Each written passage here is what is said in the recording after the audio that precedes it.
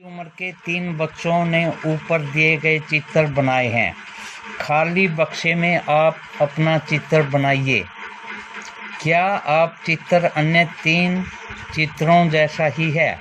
हो सकता है कि उनका चित्र तीनों में से बहुत अलग हो, जैसे कि ये तीनों चित्र आपस में एक दूसरे से नहीं मिलते हैं।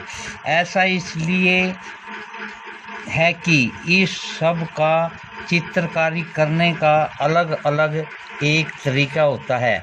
जिस तरह से हमारी चित्रकारी में भिन्नता है, उसी तरह से हमारे रूप, रंग, खान-पान आदि में भी भिन्नता है। उम्र के अपनी अध्यापिका से यह पता कीजिए कि आपस में कितने साथियों का जवाब एक जैसा है।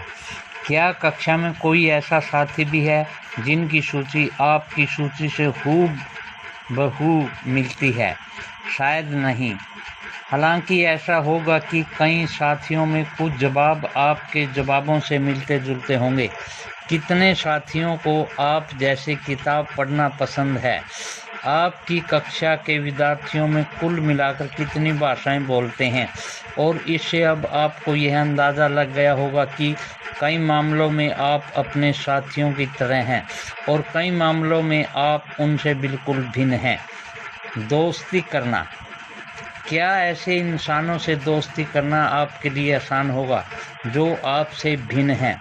नीचे दी गई कहानी पढ़ें और इसके बारे में सोचें। मैंने एक मजाक की तरह लिया है।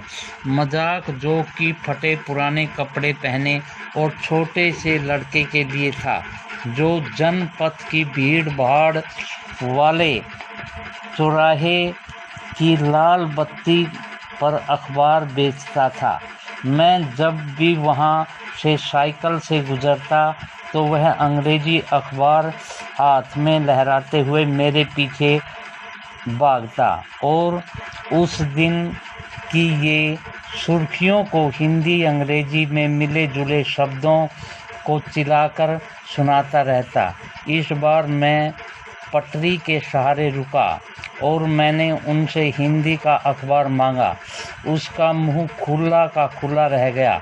उसने पूछा कि मतलब आपको हिंदी आती है? बिल्कुल, मैंने अखबार के पैसे देते हुए कहा। क्या तुमने कभी सोचा है? वह रुका। पर आप लगते तो हो अंग्रेज, वह बोला। मतलब है कि आप हिंदी भी पढ़ सकते हैं? हाँ, मैं बिल्कुल पढ़ सकता हूँ। इस बारे में थोड़ा अधीर होते हुए बोला। मैं हिंदी बोल सकता हूँ, पढ़ सकता हूँ, लिख भी सकता हूँ। मैंने स्कूल में दूसरे सब्जेक्ट के साथ हिंदी भी पढ़ी है। उसने पूछा। अब जो कभी स्कूल नहीं गया उसको मैं क्या समझाता कि सब्जेक्ट क्या होता है? वह कुछ होता है। मैंने शुरू किया ही था कि बत्ती हरी हो गई और मेरे पीछे गाड़ियों की हॉर्न का शोर 100 गुना बढ़ गया। मैंने भी अपने आप को ट्रैफिक के साथ आगे बढ़ने दिया। अगले दिन वह फिर से वहाँ पर आया था। वह मुस्करा रहा था और मेरी तरफ हिंदी का अखबार बढ़ाते हुए उसने कहा, भैया आपका अखबार। अब बताइए ये सब्जेक्ट क्या चीज़ है?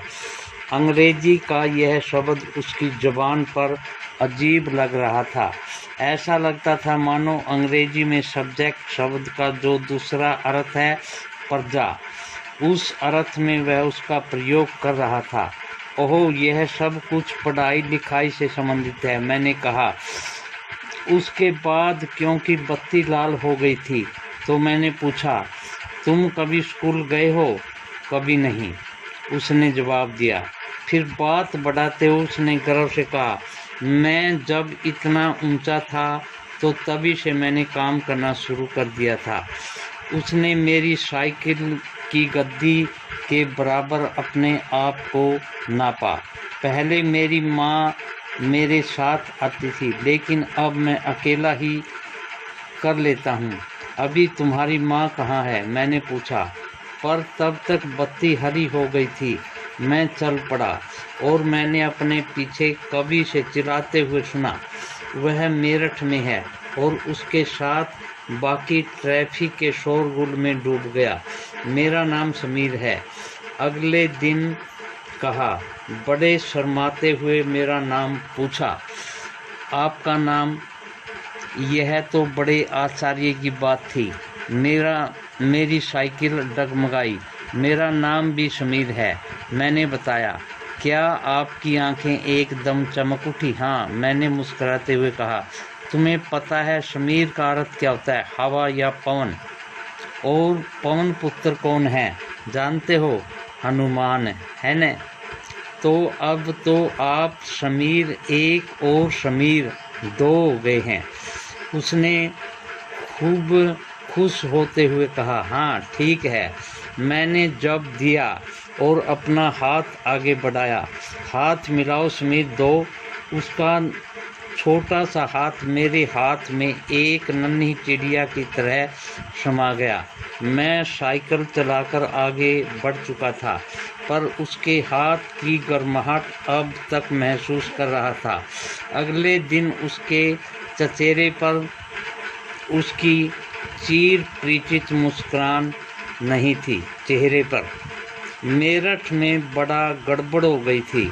उसने कहा, वहाँ दंगों में बहुत लोग मारे गए हैं। मैंने मुख्य अखबार की सुर्खियों की तरफ देखा। बड़े बड़े अक्षरों में लिखा था, सांप्रदायिक दंगे। लेकिन समीर, मैंने शुरू किया ही था। मैं मुस्लिम समीर हूँ, वह बोल उठा, और मेरे सभी लोग मेरठ में हैं। आपकी आंखों पर आई।